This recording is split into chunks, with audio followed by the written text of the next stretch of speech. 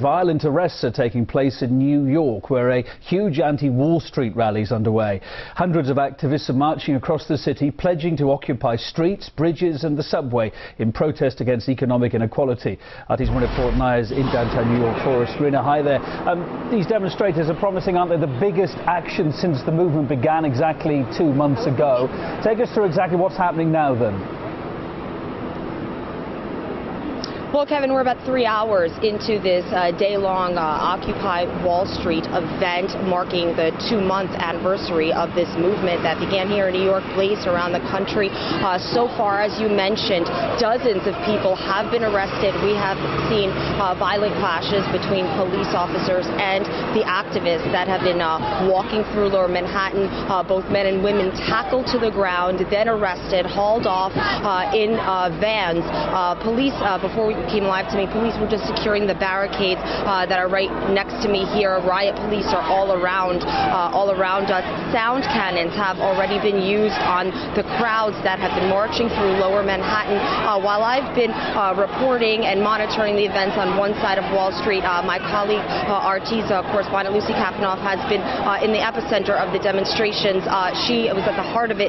She just came up to me about a minute before we went live. I want to bring her in on this because I want to ask her what she's seen so far. Lucy, I know that you were monitoring it. You were actually filming what was taking place, and police were arresting people violently in some cases, and you got hit with a baton. What happened? Right. Basically, I was trying to video. There's a bunch of police officers who took a large barricade and were pushing protesters into the ground. People looked like they were getting injured, and I was trying to film this. As I approached the crowd, a police officer yelled at me to get away, and before I had a chance to react, he swung his baton and hit me here in the shoulder. I mean, it wasn't that intense, but it was just a shock, especially because, as you can see, I have my press pass clearly marked in front of me. There's another photographer that was also shoved, and we just witnessed the arrest of an Indy Bay media reporter. She was slammed against the wall and taken away in handcuffs, and we have video of that.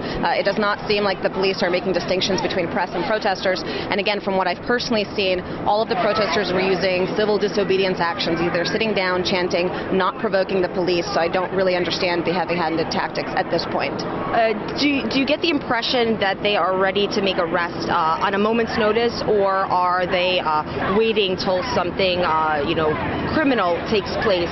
Because it seems as though as soon as somebody, one of the activists, step foot on the street, they're ready to arrest them. Which is ironic because, sure, but who knew that stepping off of the curb is a crime worthy of getting slammed down to the ground and handcuffed and having your neck stepped on, which is something that we've actually seen and filmed. I mean, they're not pulling people randomly off the street, but they're definitely, it seems like they're making the rules as they go along, and it's really difficult to stay on the good side of the law. Even as a reporter, when you're asking whether you can stand and film, it doesn't seem like they're making a distinction. If you're in the way, you're in the way, and you risk arrest. Right, and I mean, I'm guessing there has to be, what, 5,000 police officers down here at the very least, maybe more helicopters flying over our heads? I mean, it feels like a militarized police zone. It doesn't really feel like downtown New York. All of these streets are closed off. There's all these armed police officers and so many protesters, too. I just don't know how the rest of the day is going to play out, especially since we know there's going to be so many more people joining up with the protest later on this evening when the unions and other organizers come out.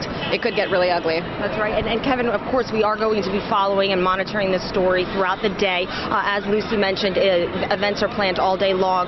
The activists are going to be going into the subways and later on occupying what they say parks. And then it's going to culminate with labor unions joining the Occupy activists in their fight for restructuring of the economy, of wealth equality. And then the large group is going to walk across the Brooklyn Bridge. And remember, when that first walk across the Brooklyn Bridge took place maybe 6 weeks ago, that's when 800 people were arrested at one time. So clearly this is escalating. Hopefully it doesn't get violent, but we will be monitoring the story as it unfolds throughout the day. Absolutely. Report now, Lucy Kapanoff there. Thanks. I know you're updating on our Twitter feed as well as you get the information through. Thanks so much.